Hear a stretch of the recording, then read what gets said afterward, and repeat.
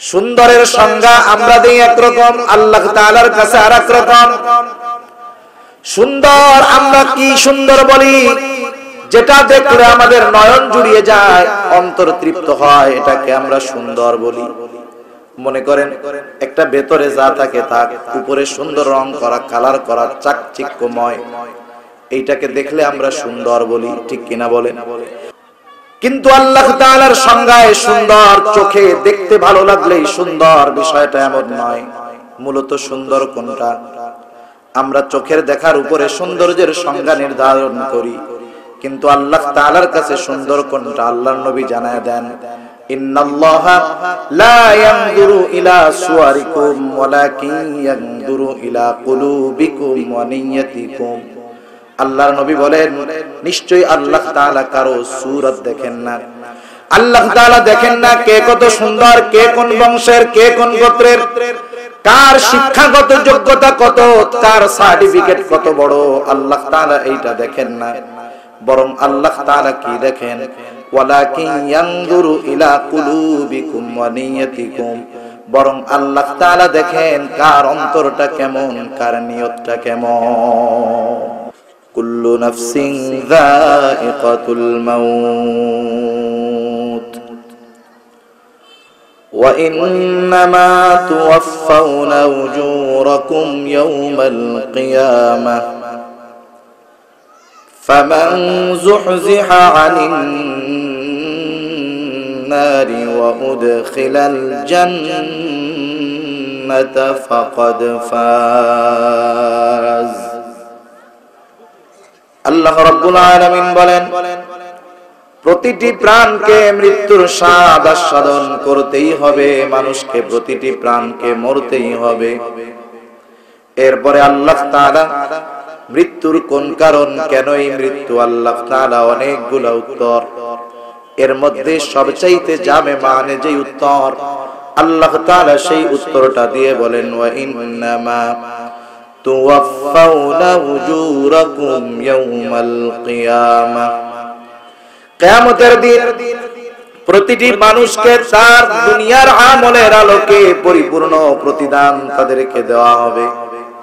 ওয়া ইন্নামা তুওয়াফাউনা উজুরাকুম ইয়াওমাল কিয়ামাহ, পরিপূর্ণ প্রতিদান কিয়ামতের দিন মানুষকে দেওয়া হবে। মূলত দুনিয়াতে যে যেমন আমল করেছে, যেমন পরীক্ষার ফলাফলের দিন পরীক্ষার হলে যে যেমন পরীক্ষা দেয়, পরীক্ষার ফলাফলের দিন তার রেজাল্টটা অনুরূপ আসে। অনুরূপভাবে দুনিয়ার মধ্যে যেই মানুষগুলা যেমন আমল করেছে, কিয়ামতের দিন সেই মানুষগুলা তেমনি ফলাফল পাবে, প্রতিদান পাবে। আল্লাহ তাআলা বলেন, এ প্লাস, গোল্ডেন এ প্লাস কারা পাবে? আল্লাহ বলেন, ফামান যুহযিহা আনিন নার ওয়া উদখিলাল জান্নাতা ফাকাদ ফাজ। যারা জাহান্নাম থেকে বেঁচে জান্নাতে যাবে, আল্লাহ বলেন সেই মানুষগুলা সফল হয়ে যাবে। তাহলে সফল হলো তারা জান্নাতে যাবে যারা, সফল হলো তারা জাহান্নাম থেকে বাঁচবে যারা। এখন বলেন, পরীক্ষার ফলাফল কেউ যদি গোল্ডেন এ প্লাস চায়, অবশ্যই তাকে পরীক্ষার হলে ভালো উত্তর দিতে হবে, ঠিক কিনা বলেন? বলেন তো, পরীক্ষার হলের সময়ের মেয়াদ কত? 3 ঘন্টা। এবছরের পরীক্ষার হিসাবটা বাদ দেন, স্বাভাবিক এসএসসি পরীক্ষার সময় পার সাবজেক্ট, প্রতি সাবজেক্টে সময় দেওয়া হয় 3 ঘন্টা। যদিও সময় মাত্র 3 ঘন্টা, কিন্তু এই 3 ঘন্টা সময় একটা ছাত্রের জন্য জীবনের সবচেয়ে মূল্যবান এবং গুরুত্বপূর্ণ সময়।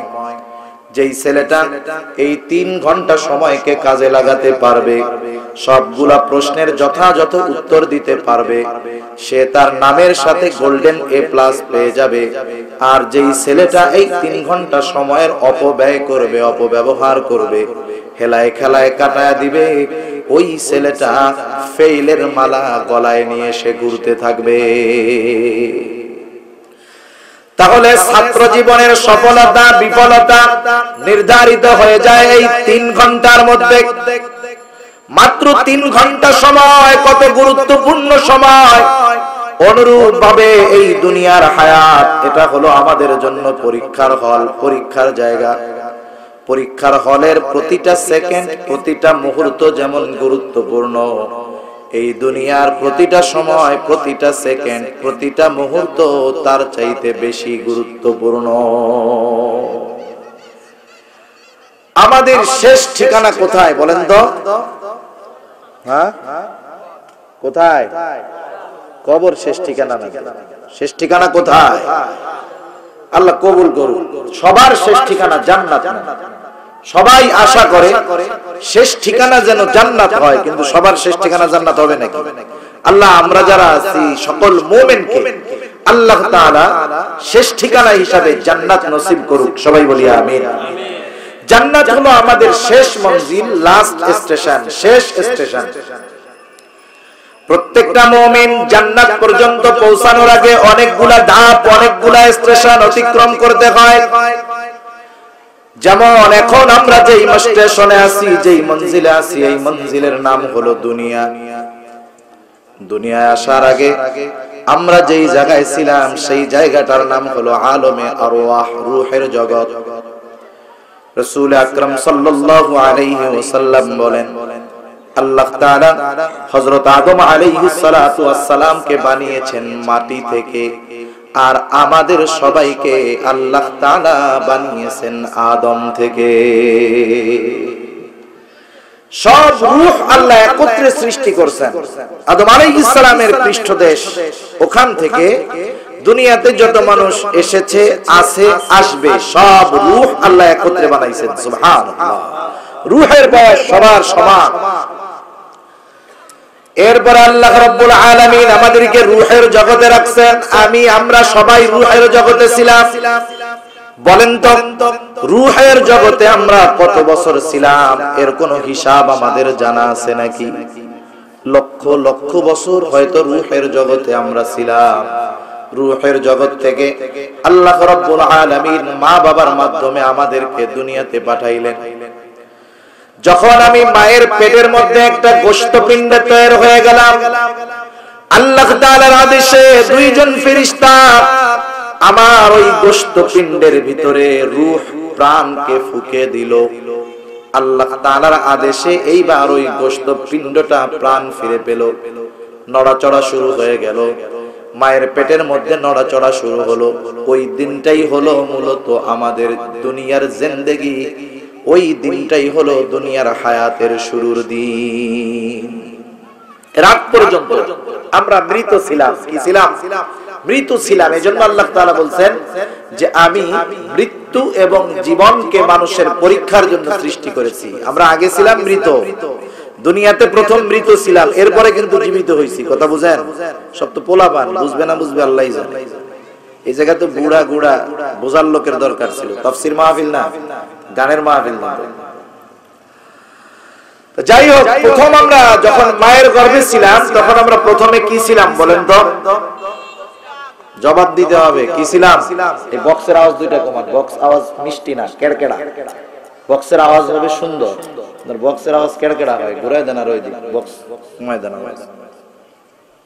মনে করেন বাইরের আওয়াজ আর বক্সের আওয়াজ দুইটা যখন আসে নতুন এক আওয়াজ হয়। সব যদি এক সিস্টেমের হয় তাহলে কথা বলে মজা, নাহলে দুই ধরনের আওয়াজ কানে আসলে ভালো লাগে না। যদি ভিতরে স্টেজে দেন তাহলে দুইটা মনিটর দিবেন, ওই দুইটা আওয়াজ শুধু বক্তার কানে আসবে। বাইরে যাওয়া হয়, কিন্তু বাইরের মাইক আর এই বক্স যখন একত্র হবে তখন আমাদের কথা বলতে সমস্যা হয়। এক সেটিং করেন আপনারা, প্রয়োজনে বক্স বন্ধ করে দেন, ভেতরে যদি মাইক থাকে সেটা না।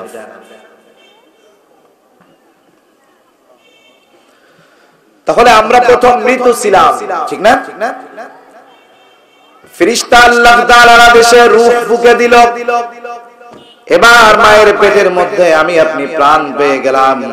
ওই দিনটাই হলো আমার আপনার উৎপাদনের তারিখ। যেমন বাজারের মধ্যে গিয়া কেউ যদি কোনো লিকুইড পণ্য কিনে, বোতলজাত পণ্য কিনে, প্যাকেটজাত পণ্য কিনে, এখন মানুষ অনেক সচেতন। যাইয়া দোকানদারকে আগে বলে চিপস দিবি কিন্তু মেয়াদ আছে নাকি দেখা দিস, ঠিক কিনা বলেন? সে আগে দেখে, বক্স বন্ধ করেন ভাই, লাগবে না।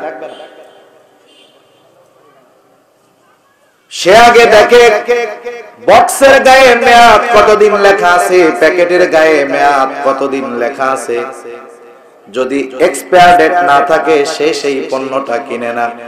তার মানে ফ্যাক্টরি থেকে যখন পানির বোতল, জুসের বোতল, চিপসের প্যাকেট বের করা হয়, ওই সময় ওইটার উৎপাদনের তারিখ এবং মেয়াদ কোন দিন শেষ হবে সেটা লাগায়া দেওয়া হয়। মায়ের পেটটা হলো আমার আপনার এই স্ট্রাকচার, দেহ তৈরির ফ্যাক্টরি।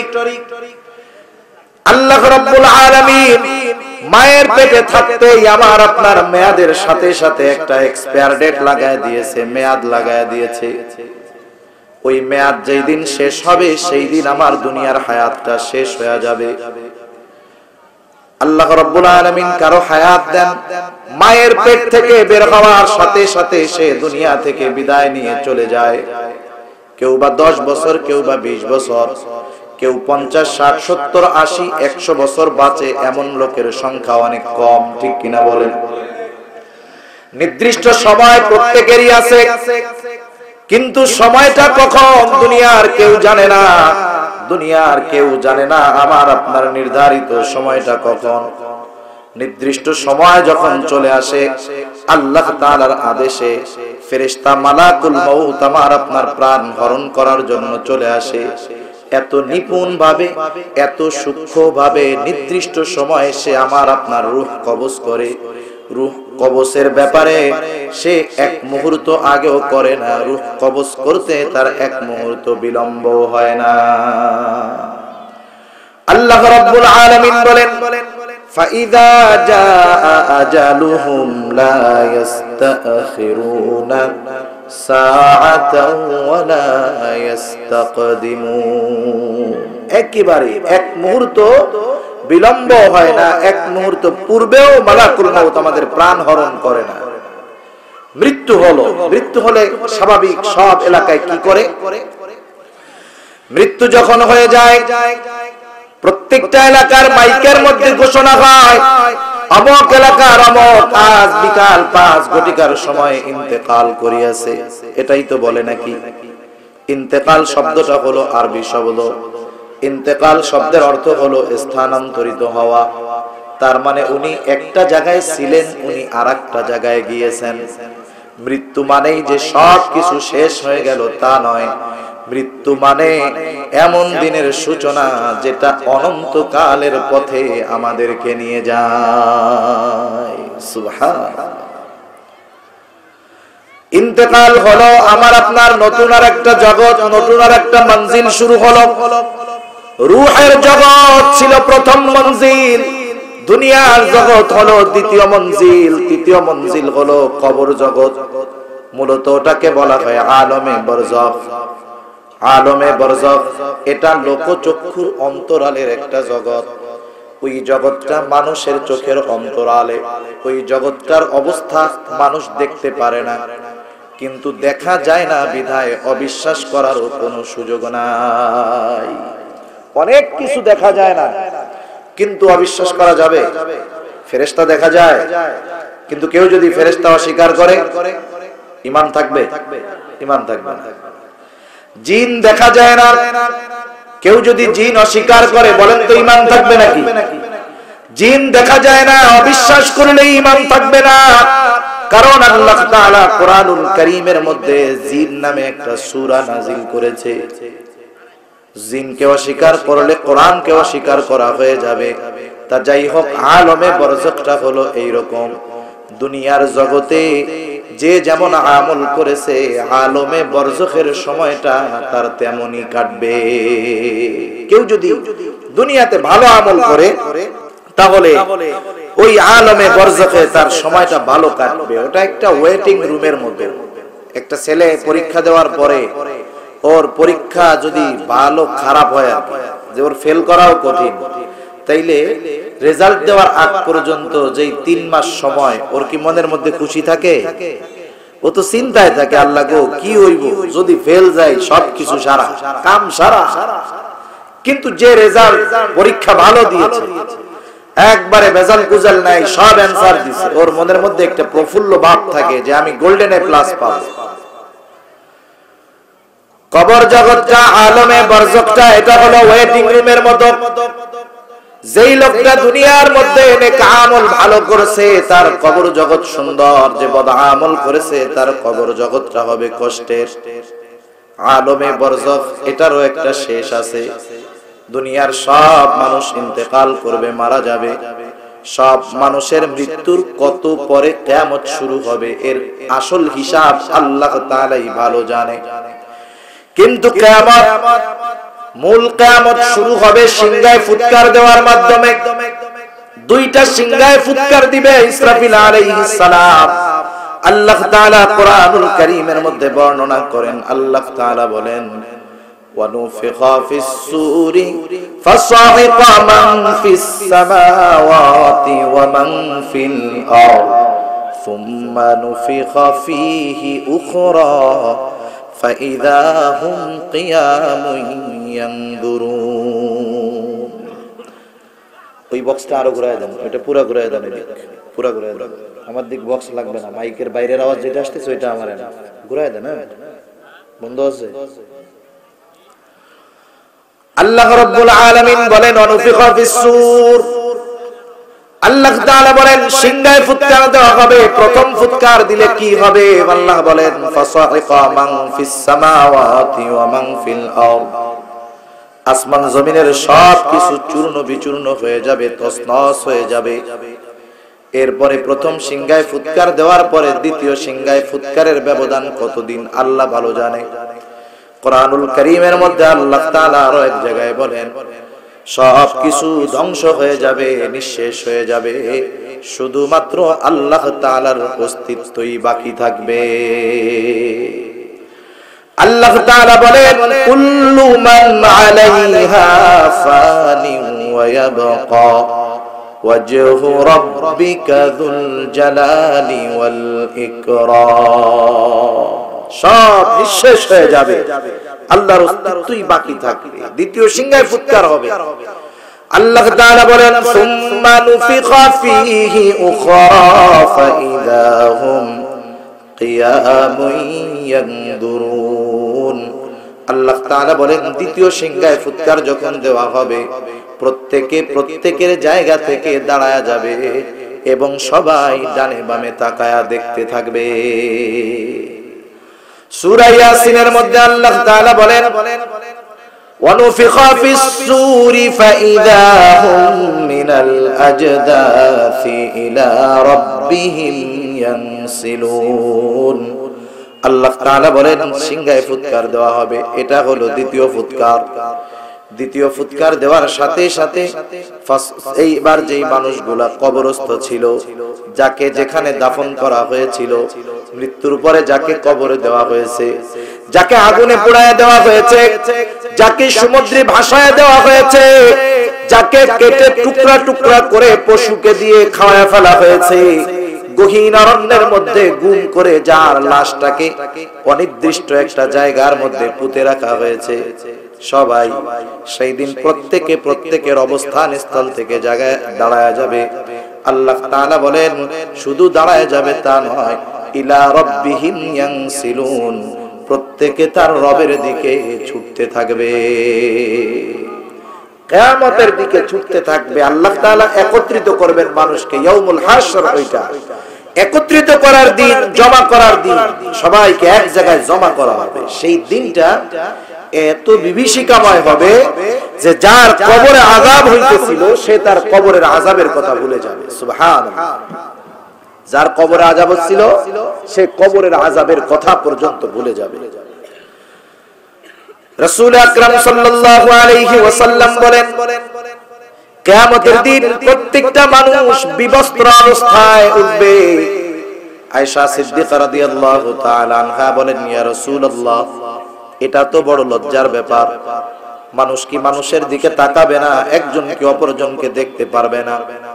আল্লাহর রাসূল বলেন ও আয়েশা, কিয়ামতের ময়দানে মানুষ এতটা চিন্তিত, এতটা পেরেশানি থাকবে, এতটা ভীত থাকবে, একজন আরেকজনের দিকে তাকানোর কথা ভুলে যাবে।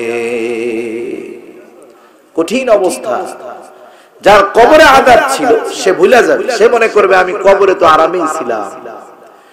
তখন ওই মানুষগুলা কি বলবে? আল্লাহ বলেন, ক্বালু ইয়া ওয়াইলানা মান বা'আসানা মিন মারকাদিনা হাযা মা ওয়া'আদার রাহমানু ওয়া সাদাকাল মুরসালুন। আল্লাহ রাব্বুল আলামিন বলেন, ওই মানুষেরা বলবে, ইয়া ওয়াইলানা মান বা'আসানা মিন মারকাদিনা, আমাদেরকে কে আমাদের অবস্থান স্থল থেকে জাগ্রত করলো, কে আমাদের ঘুম ভাঙায় দিল। তারা মনে করবে কবরের মধ্যে মনে হয় ঘুমায় ছিল, আরামে ছিল। ফেরেশতারা অথবা মুমিন বান্দারা সেই দিন তারা তাদের এই কথার জবাব দিয়ে বলবে, হাদা মা ওয়া'আদার রাহমানু ওয়া সাদাকাল মুরসালুন। এটা হলো সেই দিবস যেই দিবসের ওয়াদা কে করেছেন। এটা হলো দয়াময় আল্লাহ রাব্বুল আলামিনের সেই প্রতিশ্রুত দিবস, যেই দিবসের সত্যায়ন রাসূলগণ করেছেন। এটা হলো সেই দিবস। এইবার সেই দিবসের দীর্ঘতা কত বড় আল্লাহ তাআলা কোরআনুল কারীমের মধ্যে জানায় দেন। আল্লাহ তাআলা বলেন, ইয়াউমান কানা মিকদারুহু 50 আলফা সানা, কিয়ামতের দিনের এক একটা দিনের মেয়াদ হবে দুনিয়ার 50,000 বছরের সমান। এক এক দিনের মেয়াদ হবে 50,000 বছরের সমান। এক সময় হিসাব নিকাশ হবে, মানুষেরা দুইটা ভাগে বিভক্ত হয়ে যাবে।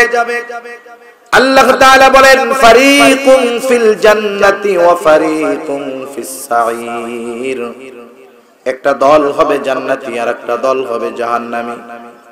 জান্নাতীরা অনন্তকাল জান্নাতে থাকবে, আর যারা জাহান্নামী এদের মধ্যে দুইটা গ্রুপ হবে।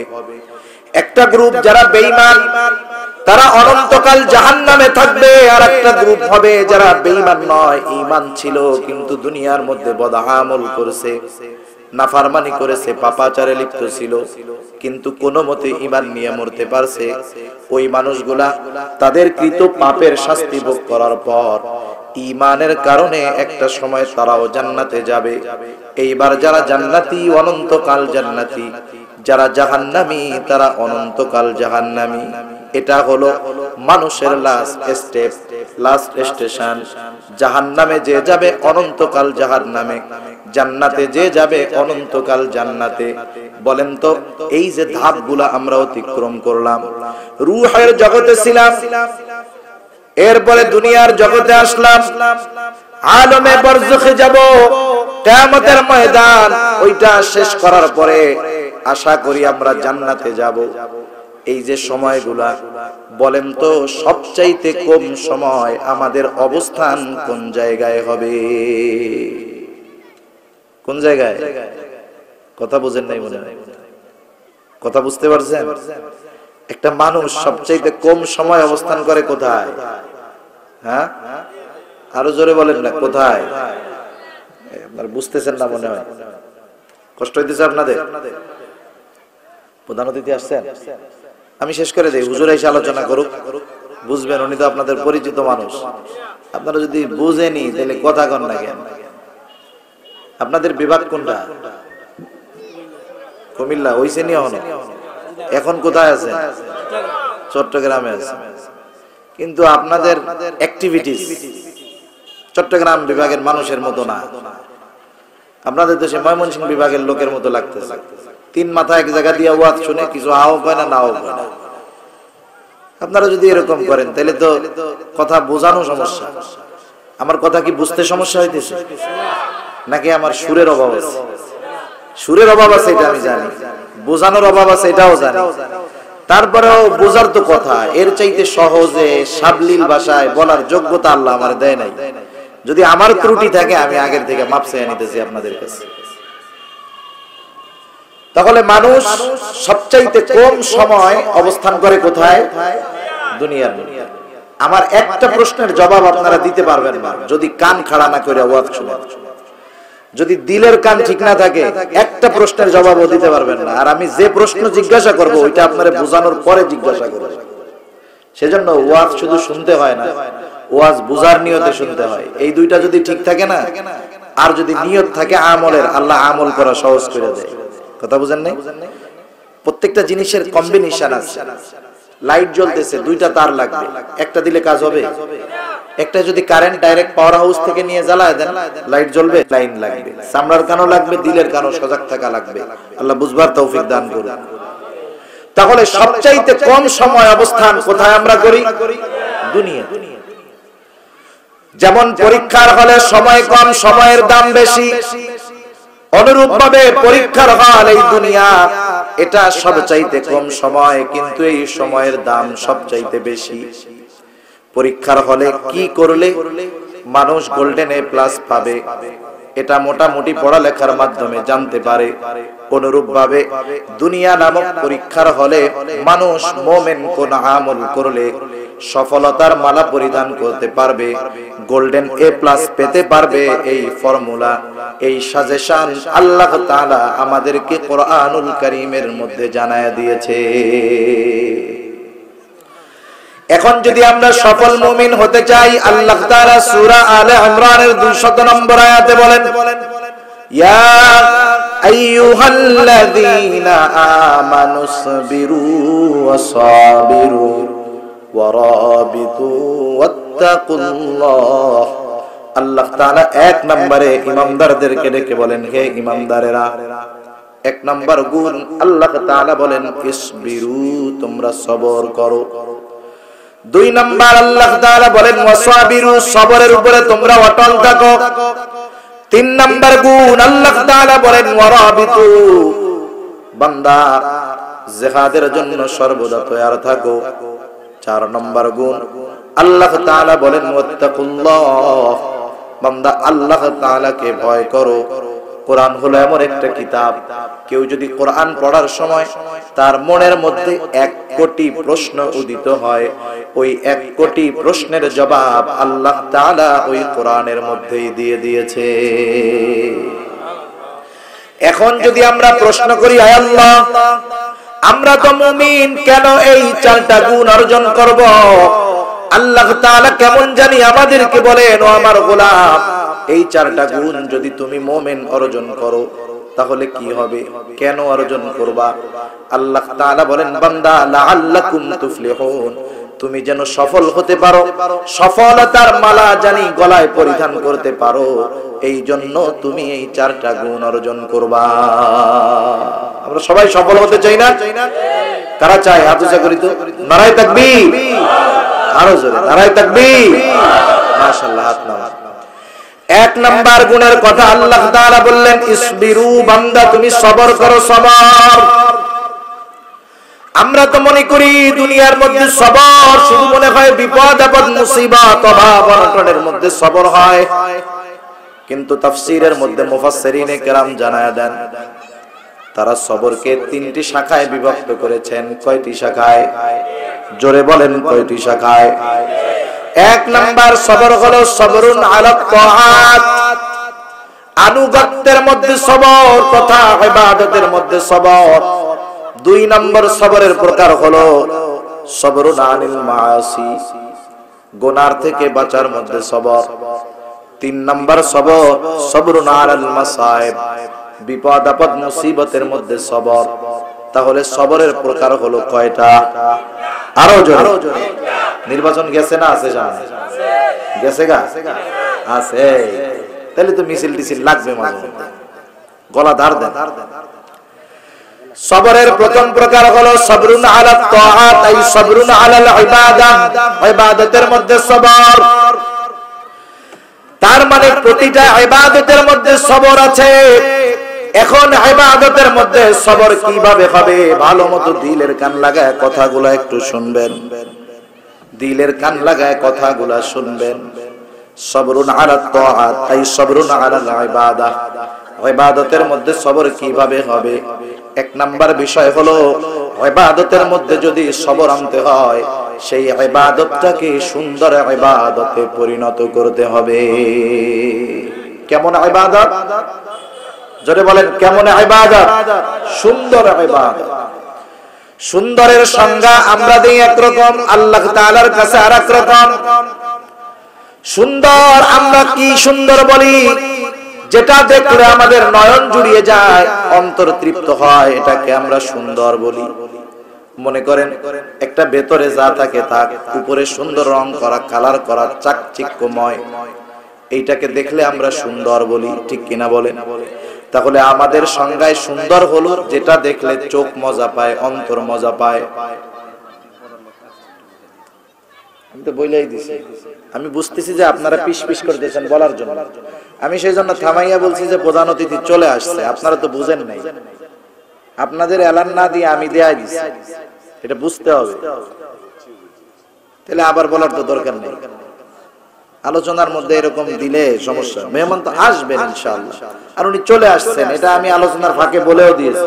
বুঝতেছি যে এই পাশে ওই আমলনামা চলতেছে,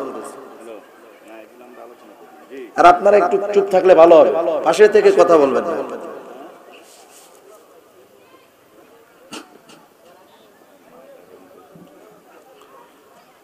আস্তাগফিরুল্লাহ।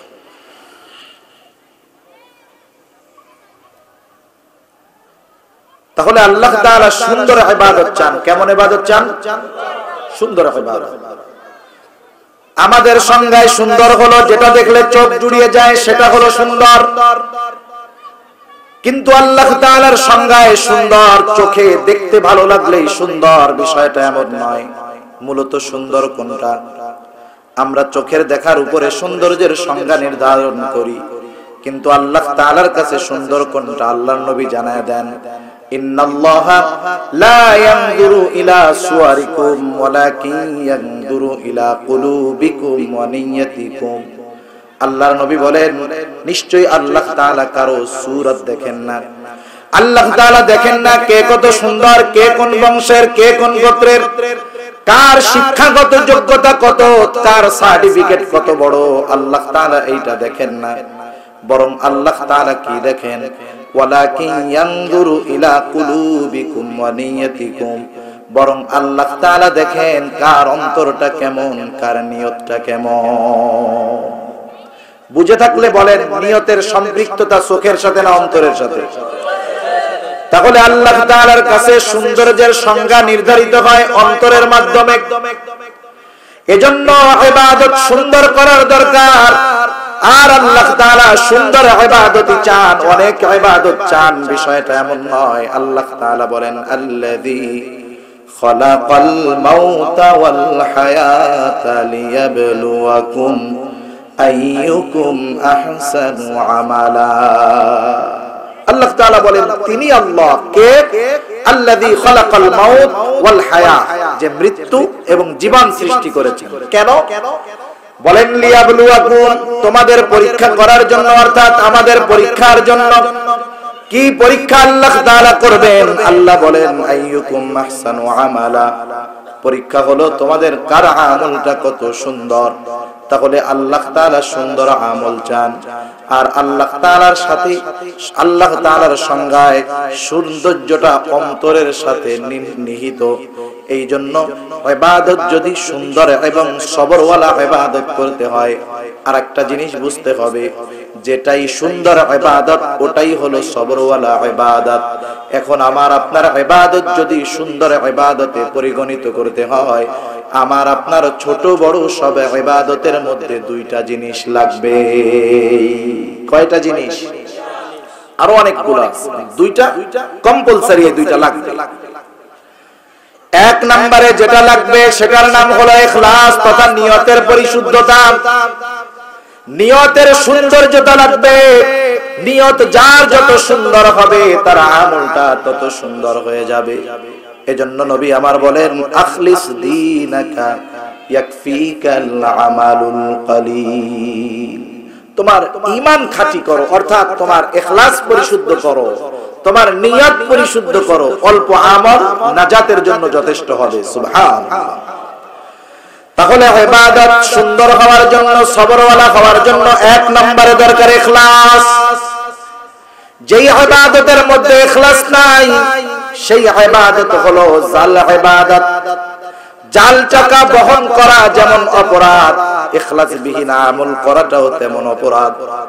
জাল টাকা ব্যাংকারের কাছে নিয়ে যাবেন, নোটারে কাগজ বইলা ছিঁড়ে ফেলবে, অনুরূপ ভাবে জাল আমল যখন আল্লাহর সামনে পেশ করা হবে, আল্লাহ তাআলা ওই আমলকে ধুলায় নিঃশেষ করে দিবে। কিয়ামতের দিন প্রত্যেকটা মানুষের জিন্দেগীর সব আমলগুলা নিয়ে আল্লাহর সামনে হাজির করা হবে। আল্লাহ তাআলা বলেন, ওয়া কাদিমনা ইলা মা আমিলু মিন আমালিন ফাজআলনাহু হাবাআন মানসুরা। আল্লাহ তাআলার সামনে সব আমলগুলা হাজির করা হবে। আল্লাহ তাআলা শুধুমাত্র বান্দার ওই আমলগুলাকে কবুল করবে যেই আমলগুলোর মধ্যে ইখলাস ছিল, আল্লাহর সন্তুষ্টি উদ্দেশ্য ছিল, সেগুলাকে কবুল করা হবে। বাকিগুলাকে আল হাবাউল মানসুর, তথা এমন নিশ্চিহ্ন করা হবে কেমন জানি সে ইবাদত করেই নাই। বলেন তো, আমার আপনার জিন্দেগীর ছোট বড় সব ইবাদতের একমাত্র হকদার কে?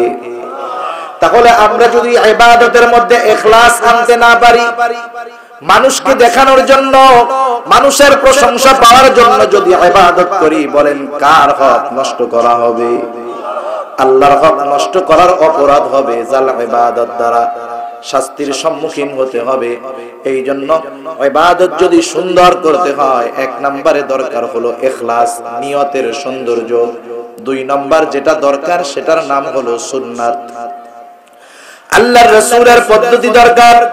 দুনিয়ার মধ্যে এমন কোন ইবাদত নাই যেই ইবাদতের মধ্যে সুন্নাত নাই। আমরা তো মনে করি সুন্নাত মনে হয় এমন একটা আমল যেটা করলে সওয়াব, না করলে গুনাহ নাই।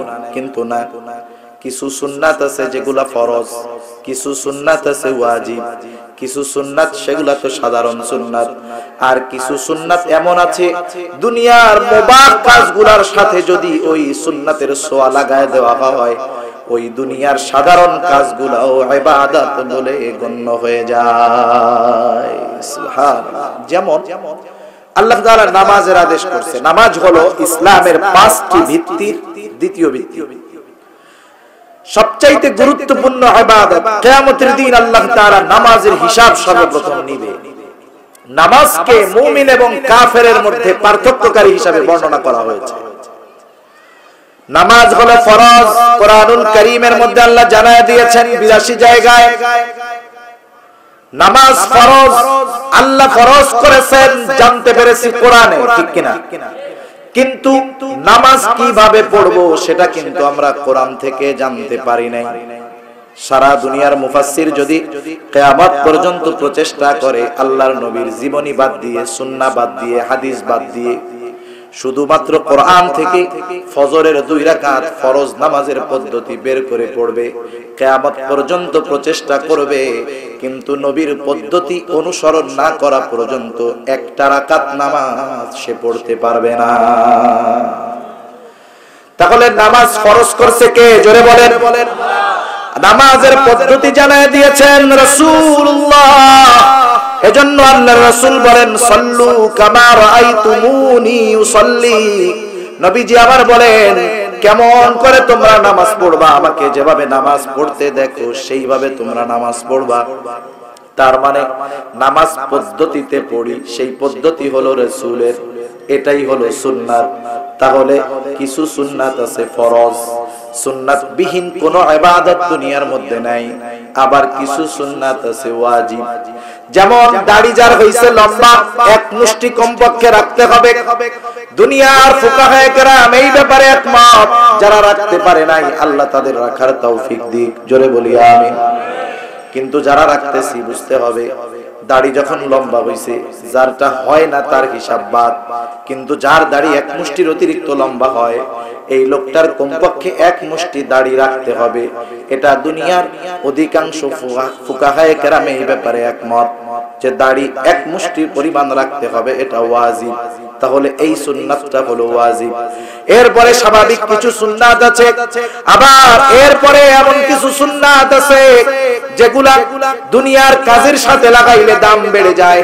যেমন দুনিয়ার কিছু মুবাহ কাজ আছে, যেই কাজগুলা করলে সওয়াবও নাই, গুনাহও নাই। যেমন বাথরুম করা। বলেন তো, কেউ যদি সারা জিন্দেগি বাথরুমের মধ্যে না যায়, এটা তো সম্ভব না। কিন্তু যদি এরকম হয়, সে জীবনে কোনোদিন বাথরুম করে নাই, এর কারণে কি তার গুনাহ হবে নাকি? কেউ যদি ডেইলি 10 বার করে, সওয়াব হবে?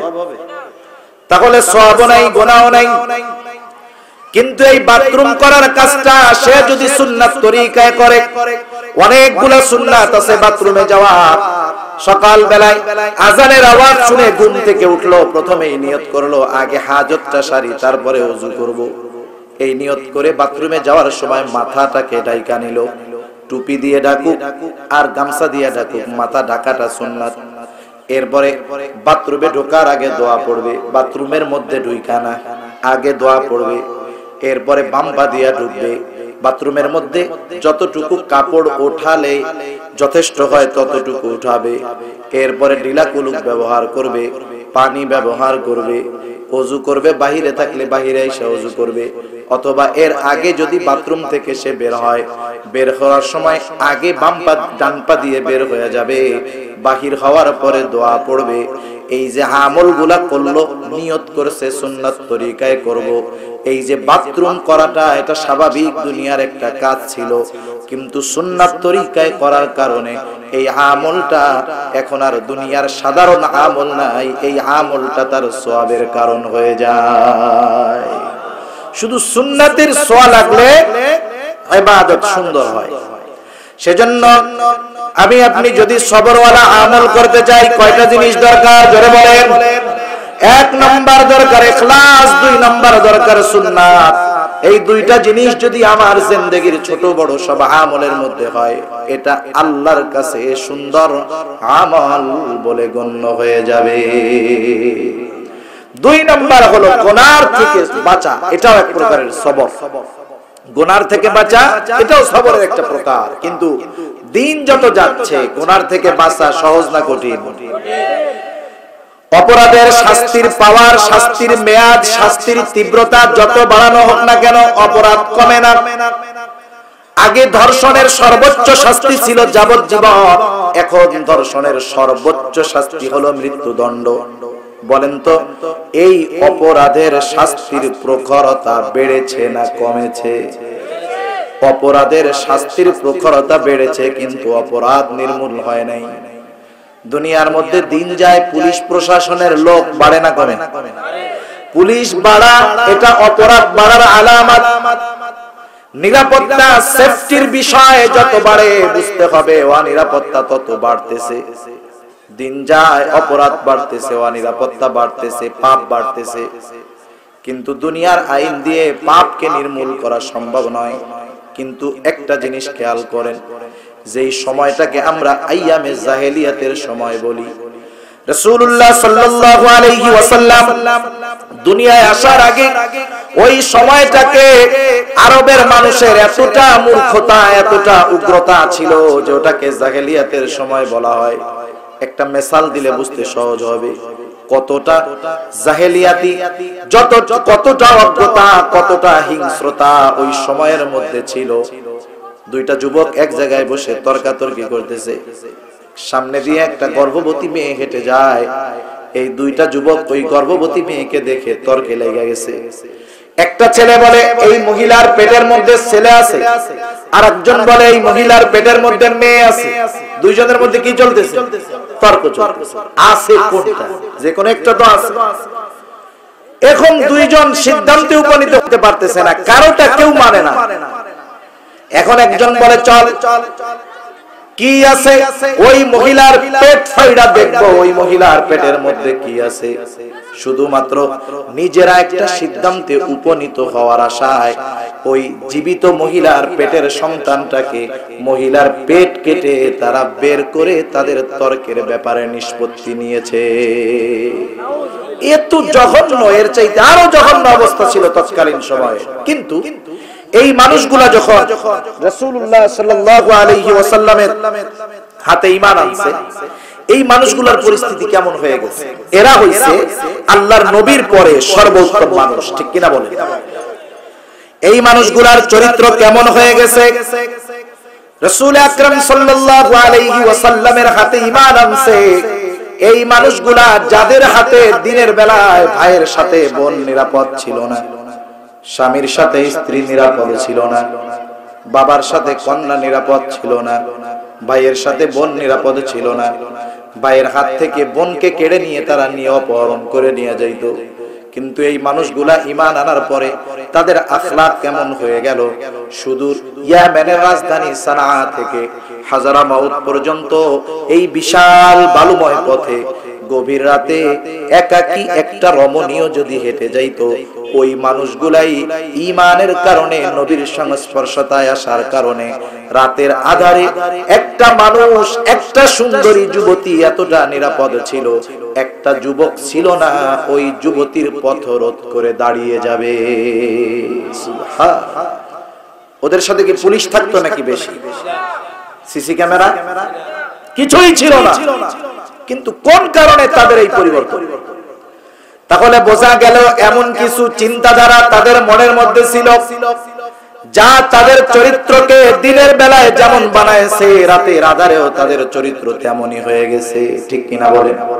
আমাদের দেশে তো কিছু মানুষ আমরা আছি, দিনের বেলায় মানুষের সামনে চরিত্র হলো একরকম, রাতের আধারে লোকচক্ষুর অন্তরালে চরিত্রটা আর এক রকম। এমন মানুষ সমাজে আছে না নাই?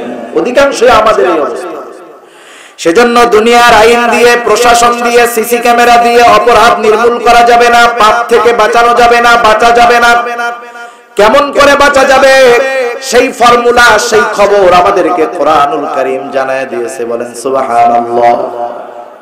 আপনাদের যুবকদের মধ্যে যাদের ইফটিজিং করার বদ অভ্যাস আছে, এই ছেলেটা যদি তার বাবার সাথে রাস্তায় যায়, বাজারে যায়, এখন যদি ওই ছেলের সামনে দিয়ে বিশ্ব সুন্দরী একটা হেঁটেও যায়, বলেন তো বাবা সাথে থাকার কারণে ছেলেটা কি ওই সুন্দরী মেয়েটাকে ইফটিজিং করবে নাকি? ও তাকানো তো বহুত, ও চিন্তা করবে যদি তাকাই আর আব্বা যদি দেখে ফেলে কাম সারা। ঠিক না? তাহলে মেয়েটার দিকে ছেলেটা তাকায় না কার ভয়? বাবার ভয়ে তাকায় না। অনেক সময় আমরা অপরাধ করি না, প্রতিবেশী দেখে ফেলবে, চাচা দেখে ফেলবে, ভাই দেখে ফেলবে, সিসি ক্যামেরায় রেকর্ড হয়ে যাবে, আত্মীয় স্বজন দেখে ফেলবে। তার মানে দুনিয়ার মানুষ, আমরা মানুষের দেখে ফেলার ভয়ে গুনাহ করি না, কিন্তু আমার আল্লাহ সর্বহালতে, সর্ব অবস্থায় আমাকে দেখতেছে। ওই আল্লাহর দেখা আমরা ভয় পাই না। বাপ দেখে ফেলবে ভয় পাই, প্রশাসন দেখবে ভয় পাই, কিন্তু আল্লাহ দেখে এই ভয় আমাদের মধ্যে নেই। যদি থাকতো তাহলে আল্লাহ তো রাতের আধারে মনে হয় দেখে না? দেখে, সর্ব অবস্থায় দেখে। শুধু তাই না, আমি জবান দিয়ে বের করার আগে আমার অন্তরের মধ্যে কি থাকে দুনিয়ার কোন প্রযুক্তি এটা বাহির করতে পারবে না, জানতে পারবে না, কিন্তু জানে কে? আল্লাহ তাআলা বলেন ওয়ালাকাদ খলাকনাল ইনসানা ওয়া না'লামু মা তুওয়াসওয়িসু বিহি নাফসুহু ওয়া নাহনু আকরাবু ইলাইহি মিন হাবলিন ওয়ারিদ। আল্লাহ তাআলা বলেন ওয়ালাকাদ খলাকনাল ইনসান, আমি আল্লাহ মানুষকে সৃষ্টি করেছি, ওয়া না'লামু মা তুওয়াসওয়িসু বিহি নাফসুহু, আমি আল্লাহ জানি কোন জিনিসে তার অন্তরের মধ্যে ওয়াসওয়াসা দেয়। বলেন তো ওয়াসওয়াসা দেখা যায় নাকি? জোরে বলেন দেখা যায়? ওয়াসওয়াসা দেখা যায় না। দুনিয়ার কোন প্রযুক্তি, দুনিয়ার কোন মেশিন ওয়াসওয়াসাকে ক্যাচ করতে পারে না, কিন্তু আমার আপনার অন্তরের সকল ওয়াসওয়াসার খবর যিনি জানেন তিনি কে? কেন জানে আল্লাহ? আল্লাহ তাআলা জানার কারণ হলো আল্লাহই বলেন ওয়া নাহনু আকরাবু ইলাইহি মিন হাবলিল ওয়ারিদ। আল্লাহ তাআলা বলেন বান্দা জানো আমি কেন তোমার ওয়াসওয়াসার খবর জানি? জানার কারণ হলো আমি তোমার শ্বাস রগের চাইতেও তোমার অধিক নিকটবর্তী। সুবহানাল্লাহ। আমি আমার যত কাছে তার চাইতে বেশি কাছে কে? আমি তো জীবনে যা দিয়া দেখি, চোখ দিয়া দেখি না। জীবনে আমরা আয়না ছাড়া আমাদের চোখটা দেখি নাই। দেখছেন কেউ? দেখি নাই। আমার পিঠ আমার কত কাছে। দুই একজন আছেন নাকি ডেইলি সকাল বিকালে ৩-৪ বার নিজের পিঠটা দেখেন? অনেকে আছে জীবনে একবারও দেখি। কত কাছে কিন্তু কত দূরে। আল্লাহ বলে বান্দা আমি এত কাছে, তোমার অন্তরের ওয়াসওয়াসার খবরটাও জানি। যে আল্লাহ অন্তরের ওয়াসওয়াসার খবর জানে, সেই আল্লাহ কম্বলের তলে মোবাইলে চ্যাটিং করলে জানে না? জানে? তাহলে এই চিন্তা আমাদের মধ্যে নেই। শুধু আল্লাহ তাআলা জানে তা না, আল্লাহ তাআলা এরপরে বলেন বান্দা আরো আছে إذ يتلقى المتلقيان عن اليمين وعن الشمال قعيد ما يلفظ من قول إلا لديه رقيب عتيد আল্লাহ তাআলা এরপরে জানায় দেন আমাদের প্রত্যেকের সাথে তিনটা ফেরেশতা সব সময় থাকে। কয়টা ফেরেশতা? দুইজন ফেরেশতা কিরামান কাতিবিন, সম্মানিত লেখকদ্বয়, ডান কাঁধে একজন বাম কাঁধে একজন। আল্লাহ তাআলা বলেন কিরামান কাতিবিনা ইয়ালামুনা মা তাফআলুন। কিরামান কাতিবিন জানে তোমরা কি করো, তার মানে আমার আপনার প্রত্যেকটা আমলের ব্যাপারে কিরামান কাতিবিন জানে। আরেকজন ফেরেশতা আছে, তার ব্যাপারে আল্লাহ তাআলা বলেন মা ইয়ালফিযু মিন কাউলিন ইল্লা লাদাইহি রাকিবুন আতীদ। আল্লাহ তাআলা জানেন প্রত্যেকের সাথে সদা তৎপর একজন ফেরেশতা আছে। মা ইয়ালফিযু মিন কাউল, সে যেই কথা নিক্ষেপ করে, যেই কথা উচ্চারণ করে, একজন সদা তৎপর ফেরেশতা উচ্চারণ করার সাথে সাথে ওই কথাটাকে সে রেকর্ড করে রেখে দেয়। বালেগ হওয়ার পর থেকে নিয়ে একেবারে মৃত্যু পর্যন্ত এই তিনজন ফেরেশতা এক মুহূর্তের জন্য কোন ব্যক্তির থেকে আলাদা হয় না। যখন জেনা করে সাথে থাকে, মিথ্যাবাদী মিথ্যা বলে, সবগুলা রেকর্ড হয়ে যায়। দেখুন দুনিয়ার মানুষ জেনে ফেলবে, বাপ দেখে ফেলবে, আমার কথা রেকর্ড হয়ে যাবে, কত সতর্কতা অবলম্বন করি। কিন্তু এই ফেরেশতারা আমাদের আমলের খবর জানে, দেখে, রেকর্ড করি না। শুধু তাই না, কিয়ামতের দিন যেই অঙ্গ প্রত্যঙ্গ গুলা দিয়ে আমরা পাপ করি, গুনাহ করি, এই অঙ্গ প্রত্যঙ্গ গুলাও আল্লাহ তাআলার কাছে আমার আপনার বিপক্ষে সাক্ষী হয়ে দাঁড়িয়ে যাবে। এরা সাক্ষী দিবে আল্লাহ তাআলার কাছে। আল্লাহ তাআলা বলেন আল-ইয়াওমা নাখতিমু আলা আফওয়াহিহিম ওয়া তুকাল্লিমুনা আইদিহিম ওয়া তাশহাদু আরজুলুহুম বিমা কানু ইয়াকসিবুন। আল্লাহ বলেন আজকের এই দিন, কিয়ামতের দিন, সাক্ষী দিবে তাদের হাত, সাক্ষী দিবে পা। বিমা কানু ইয়াকসিবুন, তারা কি উপার্জন করছে হাত পা দিয়ে। শুধু হাত পা সাক্ষী দিবে তা না, আল্লাহ তাআলা বলেন শাহিদা আলাইহিম সামউহুম ওয়া আবসারুহুম ওয়া জুলুদুহুম বিমা কানু ইয়ামালুন। সাক্ষী দিবে তাদের কান, সাক্ষী দিবে চোখ, সাক্ষী দিবে চামড়া। দুনিয়াতে এরা কি কথা কয়নি? কথা বলে, হাত পা চোখ কান নাক কথা বলে। কিয়ামতের দিন বলবে, পাপীরা হতভম্ব হয়ে যাবে। তারা বলবে ক্বালু লিজুলুদিহিম লিমা শাহিদতুম আলাইনা, কিরে আজকে আমার বিরুদ্ধে কেন তোমরা সাক্ষী দাও? তোরা তো কথা বলতে পারতি না, এখন কেমন করে কথা কস? ওরা সেই দিন আবার জবাব দিবে ক্বালু আনতাকানাল্লাহুল্লাযী আনতাকা কুল্লা শাই। তারা তখন বলবে শোনো, আজকে আমাদেরকে কথা বলার ক্ষমতা দিয়েছে ওই আল্লাহ, যেই আল্লাহ সবাইকে কথা বলার ক্ষমতা দিয়েছে। এত রেকর্ডের সাক্ষীর নিয়ম আমাদের সাথে আছে, এরপরে বাপের দেখা ভয় পাই, আল্লাহর দেখা ভয় পাই না।